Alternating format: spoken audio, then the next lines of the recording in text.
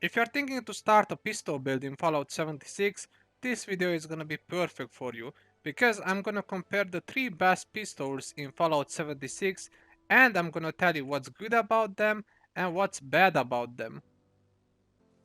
And the first weapon is the Gauze Pistol. You can get the plan and all the mods for this weapon after you finish the Wastelanders questline and you get access to Vault 79. You can buy everything for this weapon from Vault 79 or from the traveling merchant Minerva. What is good about this weapon? First thing first is the strongest pistol in the game, the highest damage pistol in the game. As you can see with my bloodied pistol build, I'm doing almost 500 damage with no buffs. Obviously you can push your damage even more. Another good thing is obviously that this weapon does have a suppressor, so you can run it with stealth. Everything that you use in stealth is much more stronger. Another good thing is that this weapon have a drum magazine, so you do have a high ammo capacity on your pistols. Pistols in Fallout 76 usually have the tendency to have really low ammo capacity, so definitely a higher magazine is a bonus. You do have also a good reflex sign on this weapon, and you can put a prime receiver on it to do extra damage against scorch enemies. But of course this weapon have a couple of bad things also.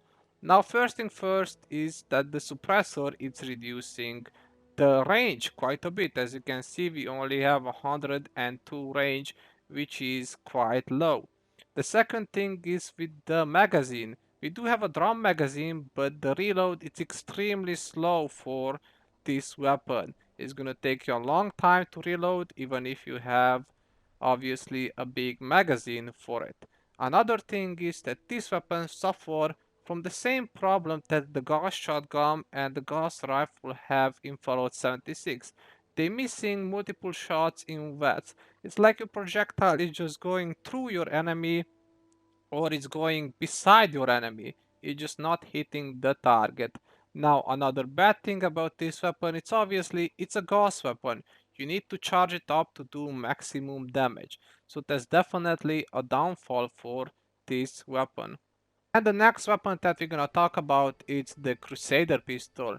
You can get the plan for this weapon by doing the daily up every single day and just get lucky for getting the plan, or you can buy it from the traveling merchant Minerva when she's gonna sell it for about 2000 gold. You can get all the mods from Minerva or from Vault 79 for more gold bullion.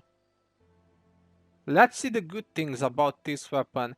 Now this weapon does have multiple type of receivers that are doing elemental damage, such as I do have the pyro one, which is giving me extra flame damage, and this one is giving me the highest damage possible also. With this weapon you do have a large magazine, which is quite good because pistols in this game does have a low ammo capacity, so having a higher ammo capacity it's quite useful. You do have a reflex sign, but this weapon does have also a scope, which can be quite useful if you want to aim. Does come with a suppressor, which is quite useful because you really want to use pistols in stealth to boost your damage. Also, this weapon have quite a good range, 186. It's really good. But let's talk about the negative sides of this weapon.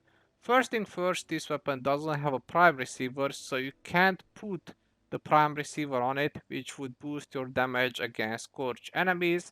And overall, just boosting your damage with the prime receiver would be good. Now, obviously, this weapon does use a lot of AP in VATS. I noticed that using my pistol build.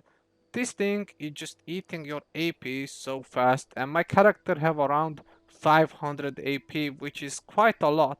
Now, don't get me wrong, I really like the Crusader pistol, but the fact that we don't have a prime receiver for it to overall just boost our damage against scorch enemies and just boost our damage, genuinely, it's really forcing us to use those elemental damage receivers, which I really don't like. And the fact that it's just eating AP like crazy, this weapon, it's really, really, really bad.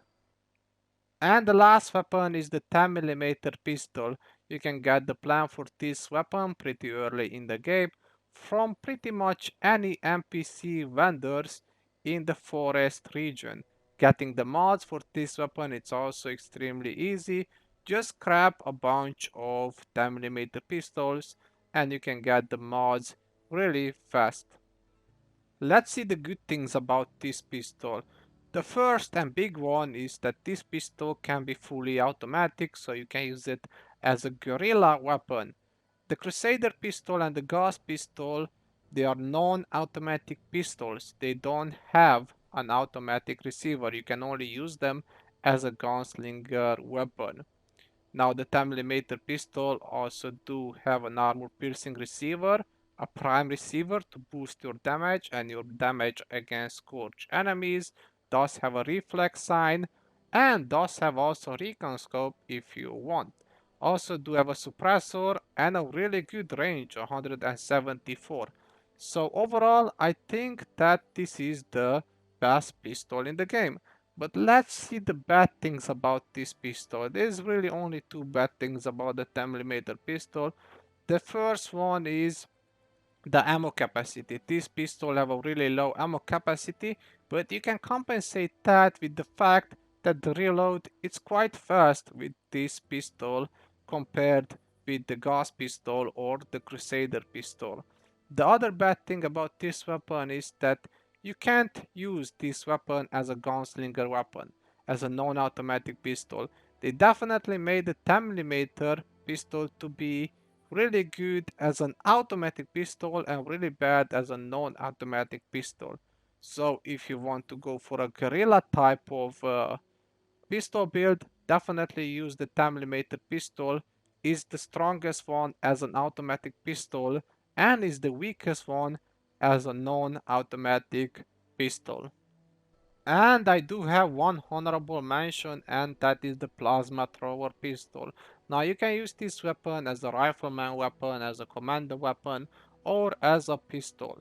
With the flamer barrel, you have a high ammo capacity, you have a really good fire rate with this weapon, really good damage, and everybody knows that this weapon is just melting everything. But there is a couple of bad things about this weapon. First thing first, it's breaking quite fast, it's eating a lot of ammo, it's quite expensive to craft that ammunition for it, and also this weapon does not work in stealth. So there is a couple of bad things about this weapon, but overall I think it's a really good backup weapon, and I do keep a vampire faster fire rate on my blooded pistol build because with the fire rate that I have on this weapon and with the ammo capacity that I have on this weapon, I can melt everything pretty fast and keep myself alive. So it's a pretty good backup weapon, really good alternative if you are in a really tough situation, and I recommend you to have one on you. Now I'm not gonna talk about pipe pistols or other revolvers such as the single action revolver or the 44 revolver. The problem with these weapons it's really the damage, they don't have a good damage, and all the revolver weapons in this game are quite weak. They're missing a lot of shots in VATS, it's taking a long time to reload them, and they have a really low ammo capacity. So I do suggest you, if you want to start a pistol build, pick one of these three pistols that I did present you, either the Crusader pistol, the Gauze pistol, or the 10mm automatic pistol, or you can use all of them just like I do, they're gonna serve you well.